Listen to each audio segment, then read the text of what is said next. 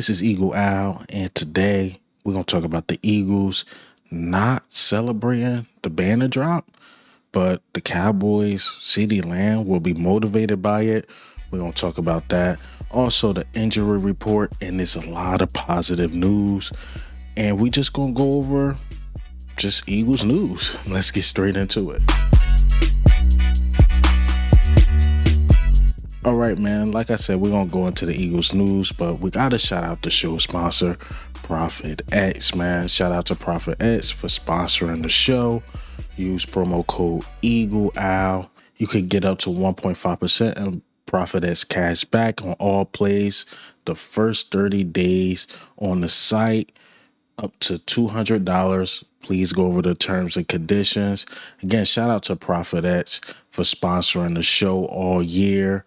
I might go back in there and place a wager on Saquon Barkley, Jalen Hurts, see how we looking Thursday earlier in the day, see how I'm feeling, get on the exchange, put some money down. I don't know. Maybe I do that. But again, if you're a new user and you're interested on using this, just use promo code EagleOwl. You get some benefits. All right. So let's get into the topics. All right. So first, a lot of new people here, so I like to go over the injury report. That's the first thing I usually go over before the game. How we looking, who was a full participant, who was hurt. So let's go over the injury report. All right, so Tanner McKee was the only one that did not practice, but Jalen Carter, full participant. Landon Dickerson, full participant. Andrew Makuba, full participant. And Joshua O'Shea, full participant. So we in good shape. Safe to say the Eagles are in good shape going into this game. Look like we're going to be at full strength besides our backup quarterback. Hopefully no backup quarterback need to come in anyway. Even if Tanner McKee was healthy, that's a bad sign for backup quarterback need to come in. But all in all, look like we're in good shape. All right, so Nick Sirianni, he said something during the press conference. A lot of you guys agreed with. I was watching, my fellow Eagles content creators and also like Twitter, Facebook, TikTok, and all that stuff. How they felt about Nick Sirianni saying this? Yeah, I didn't know it was banner night.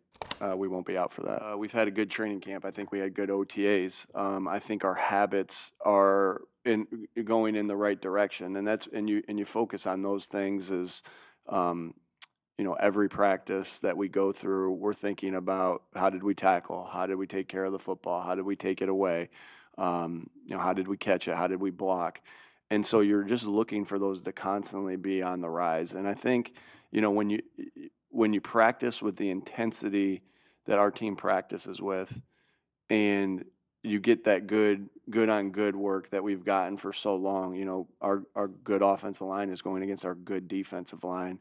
You have no choice but to get better. And so I feel good about that. Now we got to go do it. We got to let our habits take over in the game. As coaches, we got to let our habits take over in the game as players. But I feel good about where we are right now. And this will be a really good test against a really good opponent. A lot of people like that. Like, yo, the team not going to be out there celebrating the banner. I personally don't like it. I'm going to keep it real. I don't like this. It's simply because this is literally the last time you get a chance to celebrate the team before the season kickoff. And a lot of you guys like to revert back to 2018. I'm not saying go on the book tour like Doug Peterson did, or over celebrate, get into the Super Bowl hangover. It's like it's the banner dropping. If you look at those ticket prices to get into that game, you will want to celebrate with your team, or the fans will want to celebrate with their team. The banner dropping. It's been a minute since we celebrated with the team, right? It was the parade. After that, it was just really no celebration after that. And it was the one last chance. Some of the people probably didn't even go to the parade. Like, I don't get it. And then just two, I look at this how when we didn't get the Russian title for Saquon Barkley, like, I get it. The Super Bowl, the New Year is the goal. But at the same time, man, they put in blood, sweat, and tears for that last Super Bowl. You got to think, Devontae Smith was dealing with a hamstring all year. All year. Thugged it out. Had one of the best catches in NFL history in the Super Bowl. A.J. Brown. He was on Part of My Take, one of those podcasts. He said he was getting his knee drained for weeks to prepare for the Super Bowl and be ready. He said, hell, even before the Super Bowl game, he had to get his knee drained. He put in work. He put in work. And they can't celebrate. I heard Jake Elliott was dealing with a foot injury. He was getting crucified, but he made some crucial kicks in the Super Bowl. Jalen Hurts had one of his best games ever in the Super Bowl. Nick Sirianni called one of his best games ever in the Super Bowl. I mean, I'm just saying this team sacrificed a lot going through the ups and downs. Bad enough we already sacrificed the rushing title. We knew Saquon could have broke that record. And now y'all don't want to celebrate the banner dropping. I'm not trying to make a big deal out of it because I get I literally get the mindset. You want to move on. I get it. I understand it. But at the same time, is this a little too extreme? Is it too extreme? Let's listen to what A.J. Brown had to say. You know, I think from the outside, I think the city and everybody has been talking about it, but you know, this building has been locked in. You know, we put that to bed long ago. You know, like I said, we just ready to go. You know, that's over with. A lot of the players didn't even experience that, so you know, that's over with. Look, the players is on the same wave, cool. But me as a fan on the outside looking in, this looked too extreme. I'm sorry. I'm calling a spade a spade. Because let's listen to what Ceedee Lamb had to say. They're going to be celebrating their title. You know, I don't know if you have to watch this ceremony. No, I'm going to watch it. I'm going to watch it. Shout out them for that. Shout out Jet. Because I still got brothers over there. You know what I'm saying? It's not really anything personal, but it's something that I'm chasing. Mm-hmm. So, why do you want to watch it? Motivation. How Ceedee Lamb, the op, is more motivated than the team that won. That's the stuff that pissed me off.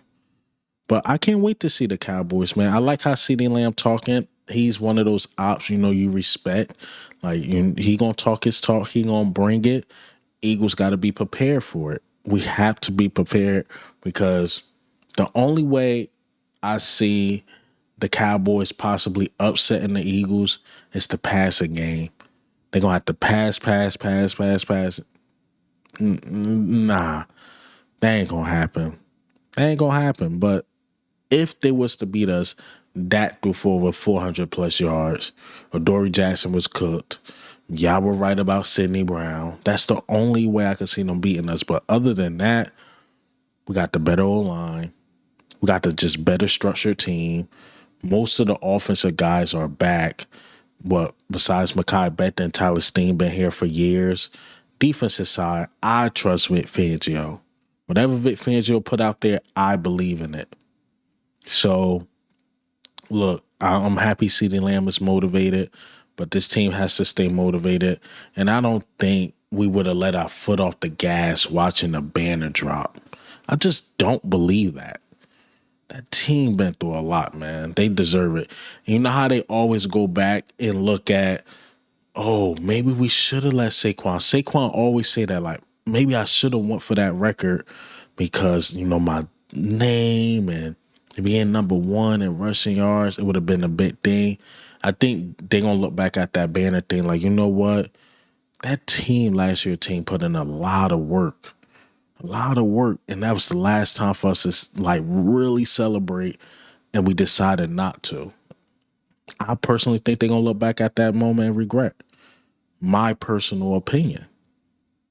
So let's talk about a guy I believe is, I don't know. I'm starting to get mixed feelings about this, but Reed Blankenship.